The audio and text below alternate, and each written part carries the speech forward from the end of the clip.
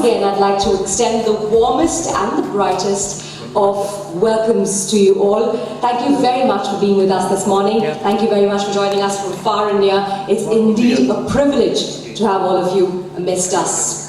Hope you had a good night's rest. Hope you packed in on a good breakfast, because today is going to be a long and fruitful day. It's going to be a day which is beckoning upon us with a lot of hope and a lot of venture. My name is Sunanda Wong. I will be taking you to the agenda of the day, and let's kickstart the day by first up inviting our very respected and esteemed panelists on stage. Our dignitaries to start with. First up, please extend the biggest and the hugest of claps for Ms. Rita Teotia, IAS Officer, Commerce Secretary, Ministry of Commerce and Industry. Ms. Teotia. Next up on stage, I'd like to extend a warm welcome to Mr. B.K. Goswami, retired ICSI Officer, Chairman of International Chamber for Service Industry.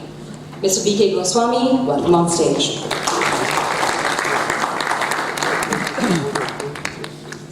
Next, joining us on the dais is Mr. P.A. Datta, the ex-Chief Secretary of ASEAN.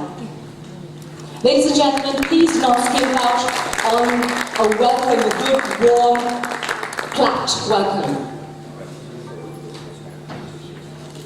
Next on stage is Mr. Sudhanshu Pandey, the Joint Secretary of Ministry of Commerce and Industry.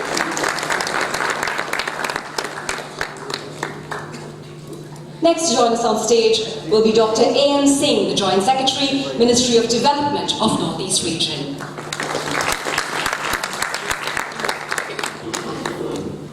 Our next dignitary to join us on the dais will be Professor Lama. Professor Mahendra Lama is the Professor of South Asian Economies of the School of International Studies at the Jawaharlal Nehru University, New Delhi. Welcome, Professor Lama. Next to join us on the dais is Mr. Phan Van Trong, the First Secretary of Vietnam Embassy. A very warm welcome to you, Mr. Trong. Next up on the dais is Professor Pantrap Narula, Business Corporate, Thailand. Mr. Pantrap Narula.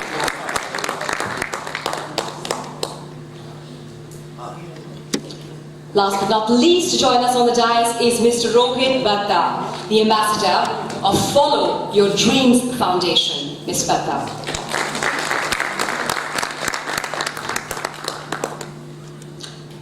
Thank you very much for joining us on stage. And just as a small token of our appreciation to begin this morning, I'd like to invite Dr. Sharma on stage to please present a token, just about a token, of our appreciation for joining us this morning.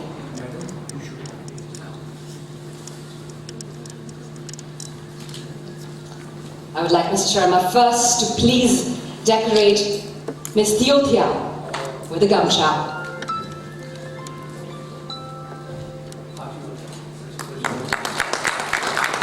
Thank you, Madam, for joining us this morning. It's such a pleasure to have you with us.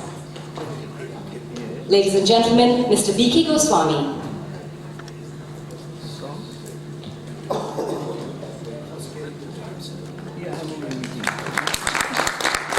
Please welcome Mr. B.A. Datta.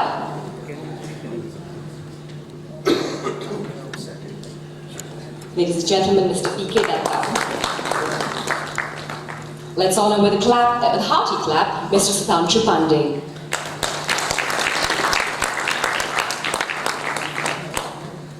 Next to be honored is Mr. A.M. Singh.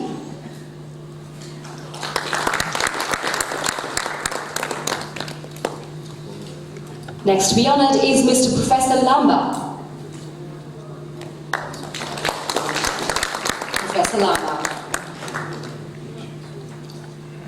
Dr. Sharma, I'd like you to also please honor Mr. Trong. Mr. Phan Van Trong.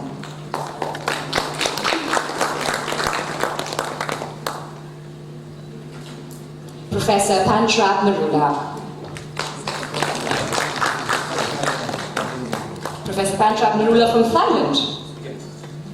and Mr. Rohit Batta. Mr. Rohit Batta from Australia.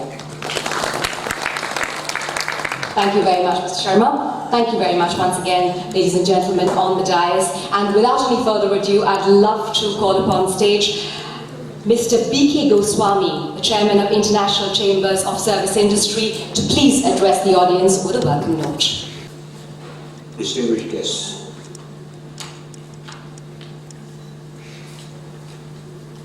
probably the best poet of 20th century, T.S. Eliot, said about 100 years ago that between dream and reality, between concept and creation, there is a shadow, there is a hiatus, there is a gap.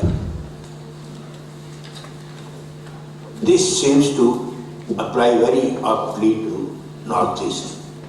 We have been hearing for decades, and my association with the Northeast goes back 35 years ago when I was with the Tea Board, that Northeast has immense potential, enormous resources, whether it's tourism, horticulture, vegetables, agriculture, plantation, but we have not been able to leverage those resources. They say no one can stop an idea whose time has come.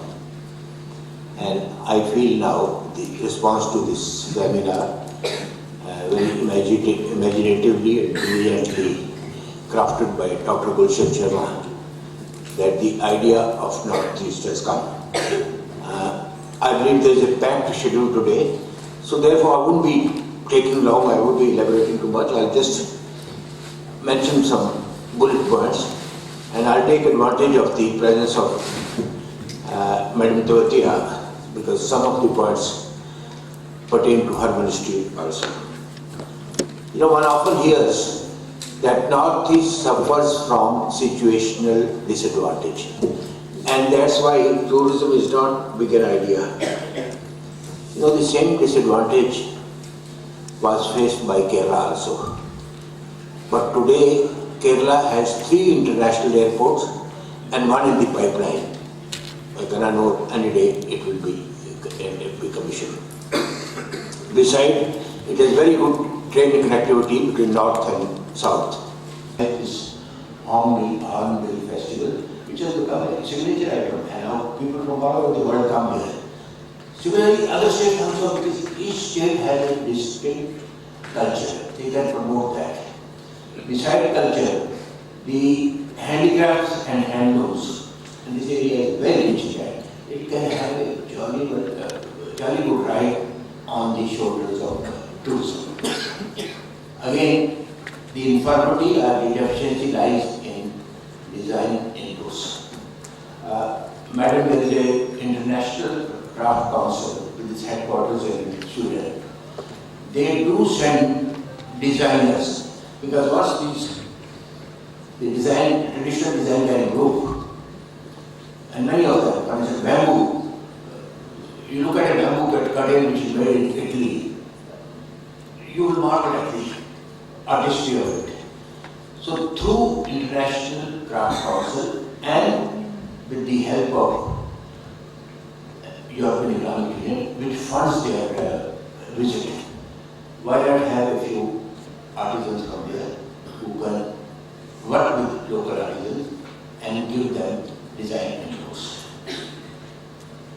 Yesterday I visited the finishing school which Gulshan Sharma has set up. Gulshan, I have always admired for his forethought and for his dynamism. And that school is imparting the skills which are required. The youth of North is ideally suited for hospitality, hospitals, aviation, and other allied vocations. There is no point in just making people literate or making them matriculate or value, because that is not guaranteed remunerative employment. And service sector, in times to come, service sector is going to be a modern sector. There is demand for our people all over the world. So this is the time when we need to impart right skills to them. Government of India have launched a massive skill development program. It's for the state governments here, governments concerned, to take advantage of that program and make sure that the people, they get the skills. When I was in the tea board, we had a survey of land which was dedicated to single crop in ASEAN. And we discovered that about 3 lakh acres could be converted to tea plantation. Because you know what is happening in tea is, India used to be the largest exporter, largest producer of tea in the world. Today we are not the largest exporter of brand is third or fourth. Because the domestic consumption, growth in domestic consumption is eating into our exportable surplus. So if that were to be converted into tea plantation, it will again help us regain that position, being the largest exporter. Also increase the income of the small farmers manifold. All that one need to do is organize those small farmers into cooperatives with the tea board putting in its inputs by way of machinery so that the leaf can be processed. Most of the products here, whether it's ginger, garlic, or ilaichi, they are grown organically. There is a tremendous demand world over for organic products. Again, the question is trade, transportation, how do you get it? If only a package could be worked out in consultation with the state governments, with the airlines, that is number one, optimize the plane load factor, ensure that they become more viable, and even if a little bit of subsidy has to be given, the state government or government of India should chip in. There is a demand for organic products, not only here, there is a demand for these products in Delhi, in all the metro stations, metro cities, as well as overseas. We should take advantage of that.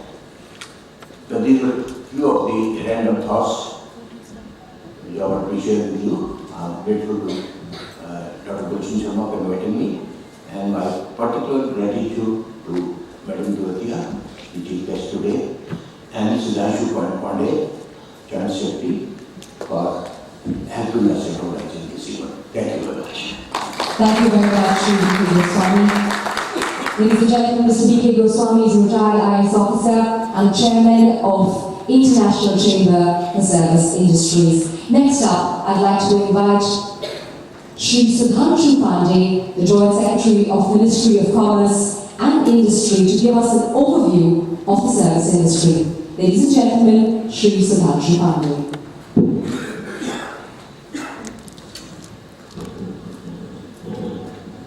Respected Commerce Secretary, Mrs. Rita Teotia, respected Shri B.K. Goswami, with whom my association goes almost 25 years. Respected Shri P.K. Datta, former Chief Secretary, my colleague Mr. A.M. Singh, all other dignitaries on the dais, and good morning to you all, ladies and gentlemen. Let us tell you first why we are here. It's very important for you to get the right perspective, because the 2-day session, the way it has been structured, you must have gone, it covers about 6 sectors on which we are trying to focus. What is the objective behind it? How it is started? In the Ministry of Commerce, it started about 2.5 years ago, when we organized the first National Services Conclave in November 2013. The idea was that while the merchandise exports had a very peculiar trend, means you had almost inelastic imports, you had energy requirement, you had gold requirement. So there is no way you can, beyond a point, reduce your imports. On the other hand, your capacity to export goods in view of the limited manufacturing available in India was very limited. And we saw that gradually, if you see 2000 onwards, then the average tariff rates across the world, they have come down. And in all the developed market now, the average tariff is around 4-5%. We still in India, we were around 11-12%. And we are finding that our export are getting new and new barriers in various markets abroad. Roughly about 150 billion US dollars of deficit that we were having was almost 50% compensated by the exports from the services sector, which very few were noticing.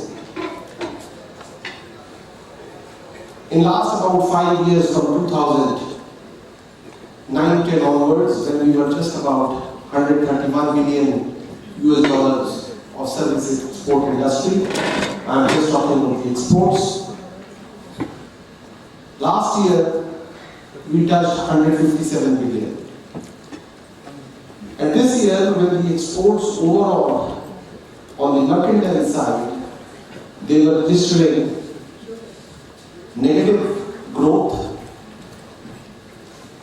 both in the growth term as well as in the absolute terms.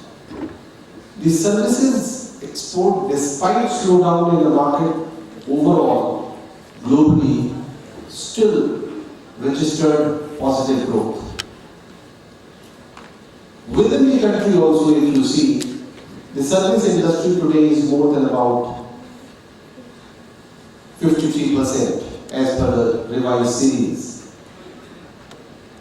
Out of which, if you again see and analyze, there are about 28% jobs are getting created in the service industry, which is a big number.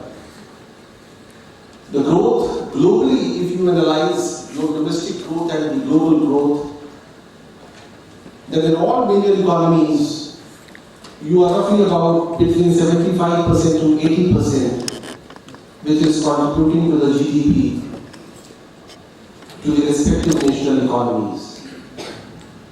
China, which was doing so well on the mercantile side, 3 years ago, they foresaw that the goods export sooner or later will have some problems.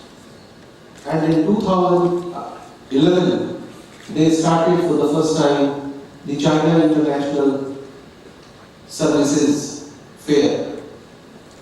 And their idea was that they will be focusing on the growth of the service sector, which was still less than 50% in Chinese economy.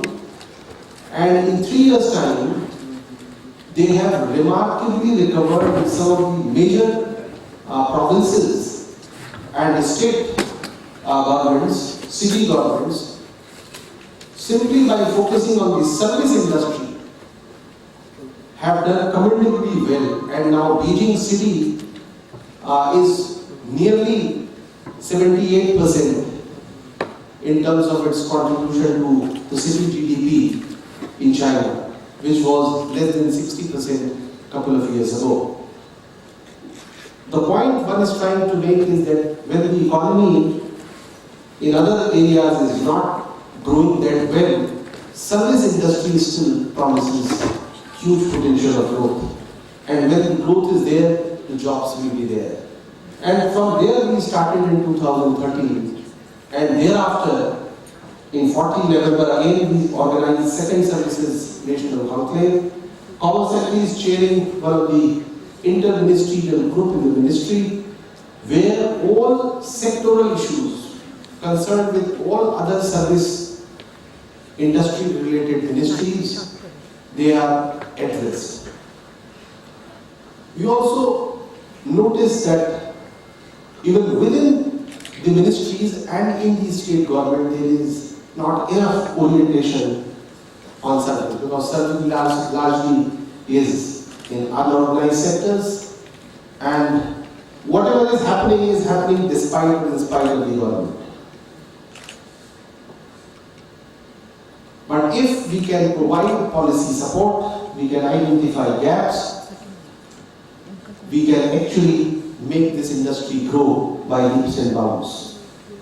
This is what is the purpose with which we have assembled in Guwahati, focusing on all the northeastern states, their potential, their mobilizations. Today in the first half, when we will be discussing what is strategy for the service industry, we should be devising. Whatever points emerge during the discussions, and if they have inter-ministerial connotation, certain issues need to be resolved, or we need to work in tandem with various ministries, or we will coordinate that in the Ministry of Commerce and Industry through the inter-ministerial group. We also thought of sharing some important schemes with you, and that is why we have brought the Services Export Promotion Council, one of the export promotion council which is not that well known. But this is one body through which the northeastern service industry can take benefit. We sponsor through Ministry of Commerce's support under NER-ASEAN scheme participation of various service industry associations and the industry itself to various international events across the globe. It depends which area interests you, where you see potential for your industry. We would be more than happy to put together your participation in those international events. Because from there, the first barrier of market access is broken.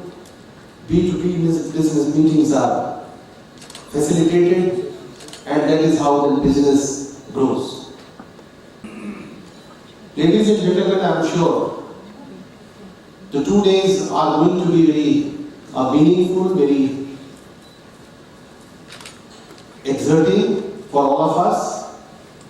But we don't want to end merely with a seminar or workshop.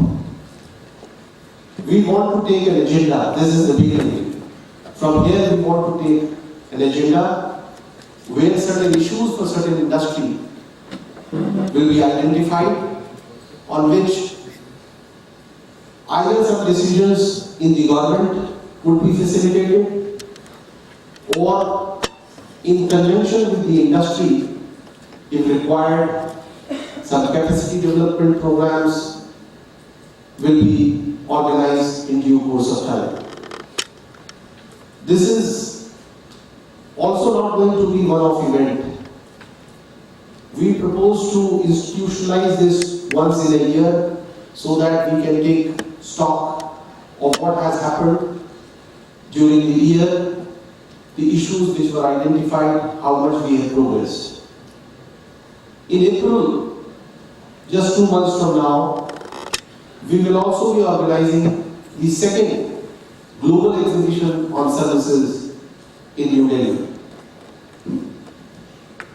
This is again part of the Services Conclave initiative. After conducting 2 national conclaves in 13 and 14, from 15th we decided that the conclave and the real exhibition of the service industry should get combined. And last year, the 2 events were combined, and this year we continue with that format. Last year, about 60 countries participated from different parts of the world, and this year we are expecting about 80 countries participation.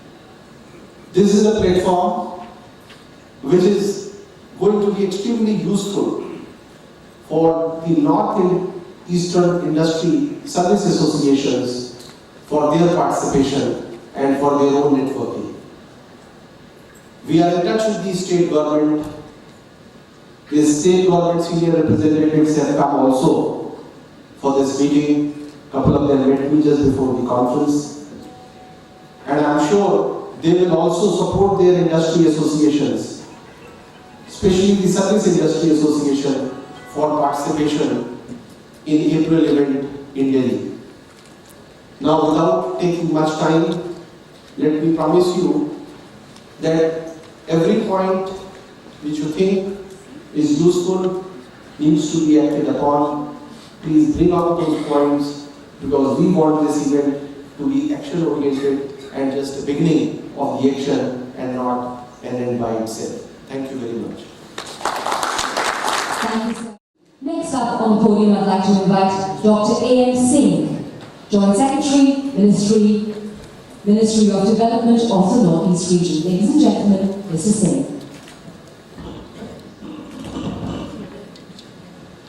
Respected Chief Guest, Madam Commerce Secretary, Devya Ma'am, other dignitaries on the dais, senior officials from Government of India, from different northeastern states, people from media and entertainment, ladies and gentlemen, good morning to all of you. First of all, I would like to thank the organizer and Ma'am Secretary to giving us the opportunity to share our views and whatever sort of initiatives we have taken for the development of Northeast region. At the outset, I would like to mention that this ministry, this development of Northeastern region, is a very unique ministry. It is a region-specific ministry, not like a sectoral ministry which the other ministries having a specific sector like health, education, or other sectors. So the primary job of the Northeast, this ministry, is to coordinate with all the other ministries for the developmental projects which other ministries are taking in this ministry. So ma'am, if you allow me, I have just a small presentation for that. I'll just tell the initiatives what I have taken, we have taken in the last 1 year. Yeah, please. Go to the next one. Here in our ministry, we take 8 states and including Sikkim also, because generally whenever we talk about northeastern states, then we talk about 7 states, but whenever we talk from our ministry side, then we take 8 states including Sikkim also. Next one. And it is, I mean, what here, in out of the 8 states, just giving certain features of and the developmental challenges what we have, that you think about that it covers about 3.7% of the population, covering 8% of the geographical area. And if you talk about population density, it varies widely from 16 per square kilometer in Arunachal Pradesh to almost 400 kilometers in Assam. 98% of the border common with China, Myanmar and Bangladesh. All the connectivities sort narrow 27 kilometers will be carried out. That is one of the major challenges which we face whenever we talk about developmental issues in northeastern region. Difficult terrain, inaccessible areas, and then large investment on roads and other governance infrastructure, which we are doing for the last 10 to 15 years also. Then active insurgencies in some of the pockets is also one of the challenge for us to take up developmental projects in northeastern region. Next, coming to the long international border, you'll just see that it is bordering Bangladesh, China, Myanmar, Bhutan and Nepal. And this much total length of 5,537 kilometers we are having an international border. Coming to some of the positive features, next one. We have a natural resource base of oil and gas. We have limited mineral resources like coal and uranium. We have a strong potential of horticulture and floriculture. You talk about kiwi, you talk about pineapple, you talk about passion fruit, you talk about some of the floriculture also. Then we have a huge potential in northeastern region. Then tourism also is one of the great potential we have. And talking about service sector, the main potential of the service sector which we have here is a high level of literacy and English speaking population. which, I mean, we always take it as a bonus here, and then we try to use it whenever we try to discuss about service sector in Northeastern region.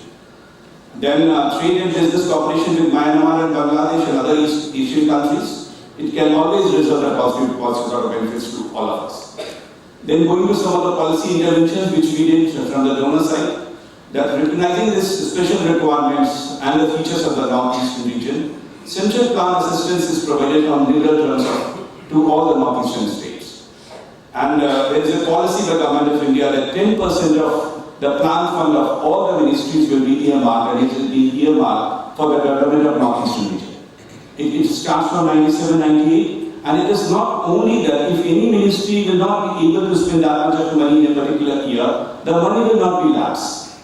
It will be accumulated, and that's why we have a creation of central pool, and where we have almost 14,000 crores now at present.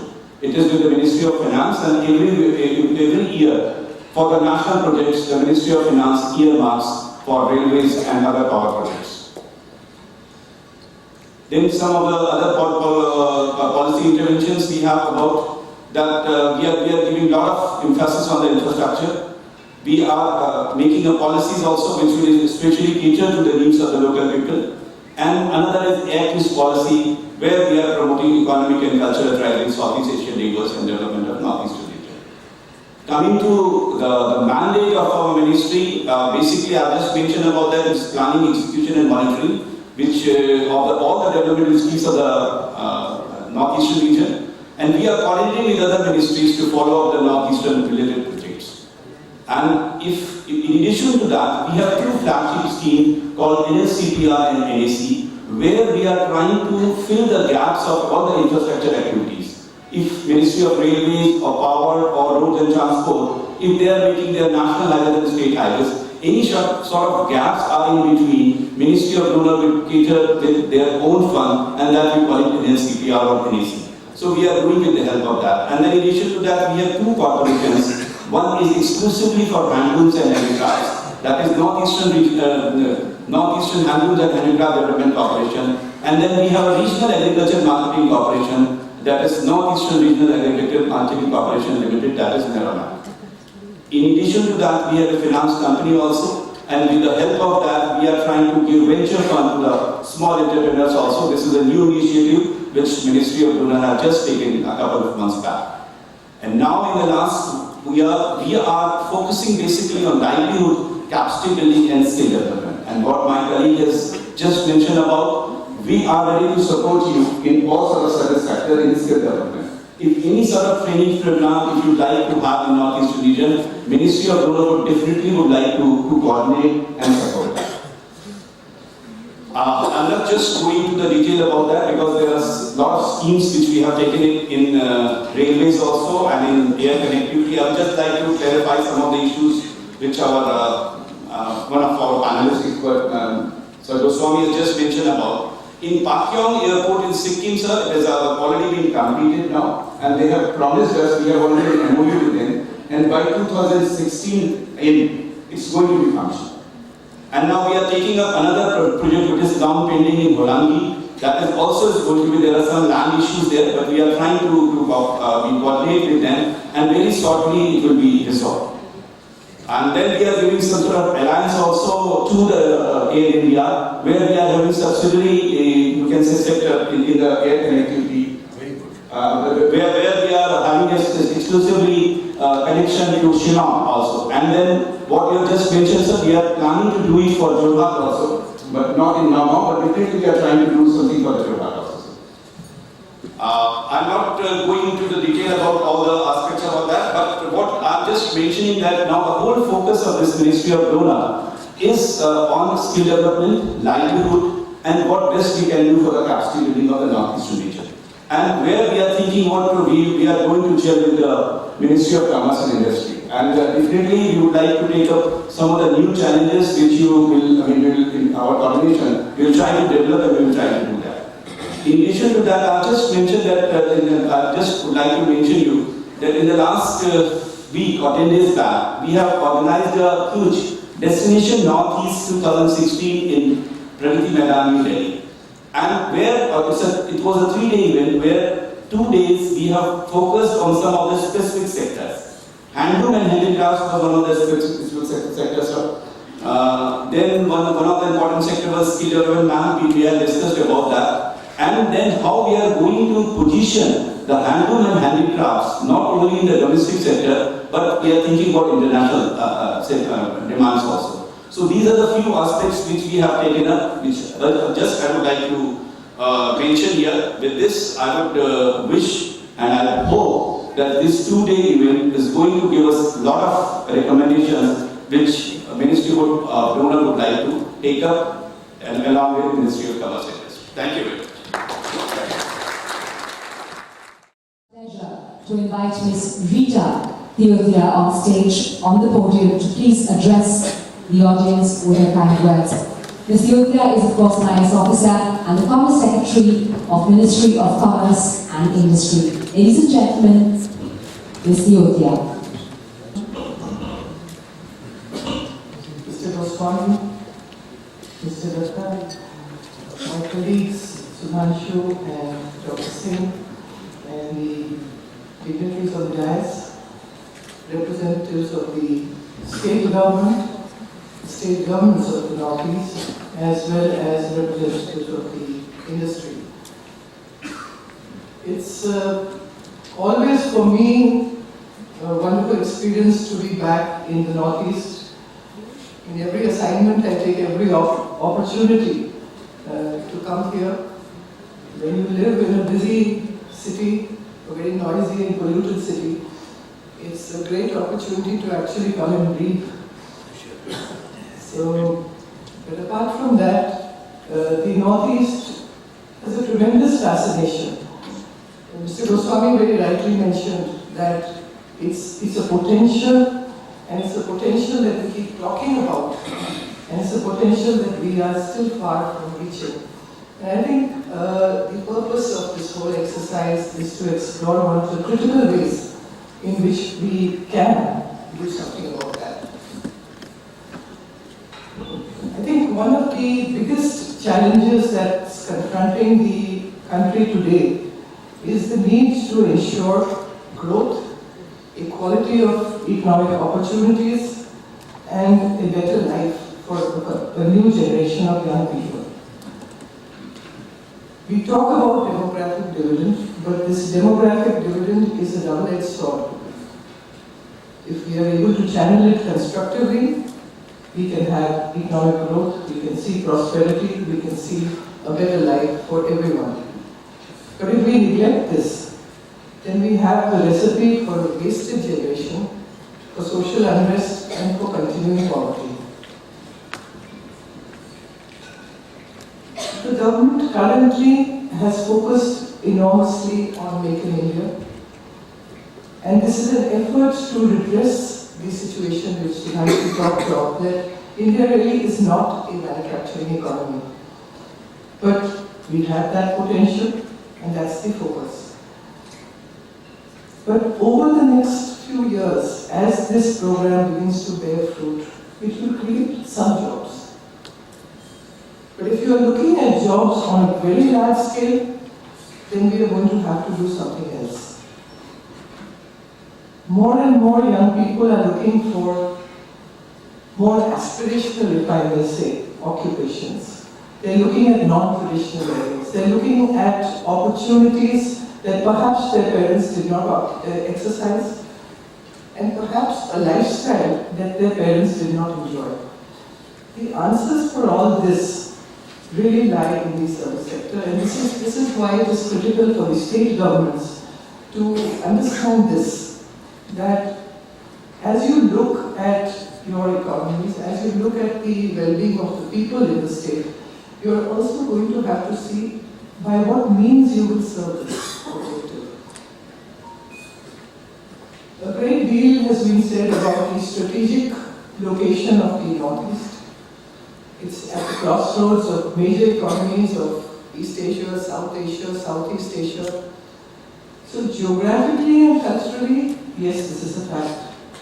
But in fact, if you look at the total trade that we do with the countries of ASEAN, with the countries of Bangladesh, Nepal, Bhutan, perhaps not more than 1%, maybe a little over 1% of this really passes through the Northeast. And there's a reason for this. The biggest reason, of course, is that this is again not a huge manufacturing zone. This again is a region which is ill-served in terms of connectivity through roads, road transport that facilitates the movement of goods. The trade infrastructure is building up very, very slowly. We have some land custom stations, some of the border guards which facilitate local interchanges, but major trade infrastructure, the infrastructure of roads and networks and transport which support movement of goods just do not become viable through the Northeast. Many of the state governments, and I have been interacting in different forums with these states, are still trying to address this gap, to ramp up the volume of the trade through measures. I can see those efforts happening, looking at diversification of crops, looking at floriculture, looking at food processing, agro-processing. A lot of effort is going on. But what really is happening, and craft is another huge area that we have wealth unimagined in this region. But nevertheless, if you count the number of jobs you are creating and the number that you are able to create, it's not going to reach anywhere near the numbers that you need to address. There was a study on the development and employment potential of this region, and estimated that between 2011 and 21, this region will be able to generate about 2.6 million jobs, with fully half of these located in Assam. Against this potential job creation that our current efforts will lead to, the total workforce that will emerge by 2021 will be 17 million. So we have a gap of 14 million jobs that we are required to address. And if we don't do this, I think the consequences of that are something that the state governments are going to grapple with for a very long time. So the answer is that we have to gear ourselves to skill this enormous workforce, both for our own market, both for other states of India which may need special skill sets, and also for the countries of the neighborhood which are requiring specialized manpower and specialized skills. And this requires us to analyze, and this brings me to a challenge which I think that we should do systematically. Very often we talk about skilling without doing an analysis of what the entire market requires in terms of numbers and specialization. It's fair enough to set up very good skilling schools.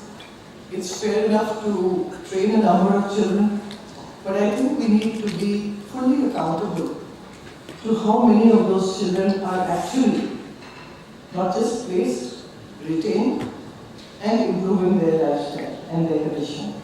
So I think that there is no remedy except for understanding what are the market gaps for the country, for the region, and as well as for our neighborhood. And those need to be quantified and then allocated to the service sector for delivery. So this is a challenge for policymakers, it's a challenge for the industry as well. As far as the policymakers is concerned, and truly we are concerned in the government of India, but this is an opportunity to speak to the state governments, and I'm looking forward to seeing their presentations on this subject. But I believe that apart from an assessment of the needs, we need to create an enabling framework. The state government's policies must facilitate the service industry. It must facilitate capacity building. Local taxes, difficulties in getting premises, the unnecessary local regulations, these then become hindrances which will not allow the sectors to grow. So if you're nurturing it, look at the entire policy framework that you are creating to enable the industry to grow in your region. I think also we need to look at nurturing as a side activity, not just skilling, but also entrepreneurship, also startups, because these are going to be creating jobs. So look at those areas. These are part of Government of India initiatives also. Leverage those initiatives to the extent possible, but also see that the state government policy gets fully meshed with these kind of efforts. I think local taxes tend to become a big burden for any growth. We've been talking a great deal about the IT sector, the potential of the Northeast for the IT sector, and yes, there is a huge potential. But in my last job, where I was in telecommunications, I'm very well aware that it is the entire Northeast is served by a single linear network. One road construction in Assam and the entire Northeast becomes cut off. You cannot have a system that is dependent on a linear connectivity. You cannot have a BPO industry. You cannot have an IT sector unless you have robust infrastructure that supports it. And what was the problem in the Northeast? The difficulty is that every single panchayati raj body, every single local body believes that they must recover some taxes from the telecommunications space. It becomes very difficult to get permissions. It becomes very difficult to spend on infrastructure. As a result, the optical fiber may cost you 30 lakhs a kilometer. The cost of laying that optic fiber is 2 crores per kilometer. Nobody is going to invest that. So state governments will have to see that their policies for right of way are in line with your objectives of creating a robust IT sector in your state. Without that, I'm sorry, it's not going to happen. This is just one example. But I would urge you to look at the gaps in your own policy framework. Talk to industry and see where the difficulties lie. And is it possible for us to look in the longer distance and create a framework that will work well for the industry? The most important piece, I believe, from the state governments, and then I will leave that, is to look at some kind of standards enforcement for the training. It's not enough to set up multiple skilling institutions. Our children go to these institutions, not all of them come out employable. There is a need to have an accountability in all the systems, not just in terms of addressing the needs, but in ensuring that they comply with national standards of skilling. Number 2, that they also comply with the responsibility to ensure placement. And placement tends to get a lot of lip service. I think we're not looking adequately at retention rates. We're not actually tracking these children through a statewide network or a national network to be able to see exactly where they're going and for how long they're going there. So I think this, unless we are going to take a complete view of this, we will not really be doing a service to the citizens of the state, and I would urge you that during these 2 days we need to discuss these aspects as well. For the industry, I believe that there's still a huge opportunity. The Northeast has such great advantages. English speaking is a natural skill. There are robust academic institutions now, good schools, but apart from good schools, over the last decade, as I have been coming back to the state and to the rest of the Northeast, I have seen the number of institutions of higher education increasing, which means we have an opportunity to look at not just the traditional occupations, and those are certainly where we get volumes, that is the hospitality, the tourism sector, the IT sector, but you can look at Also employment opportunities in higher sectors, looking at R&D, looking at biotechnology. These are also going to be places where you are going to be able to create a lot of employment opportunities. And I think we need to look at those sectors also with some seriousness in the long haul.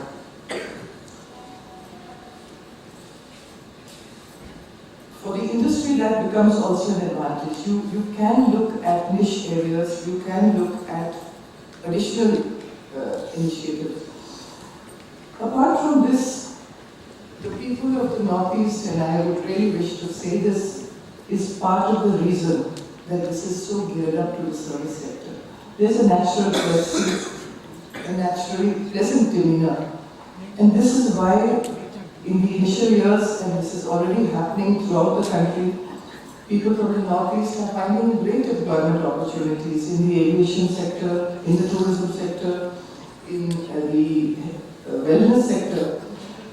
So these are great advantages. There's a natural talent in many creative crafts, not just in terms of artisans, but also in terms of music and the performing arts, and I think these are things we can leverage. One observation, I had also the opportunity to visit Mr. Sharma's wonderful finishing school, but I have only one caveat.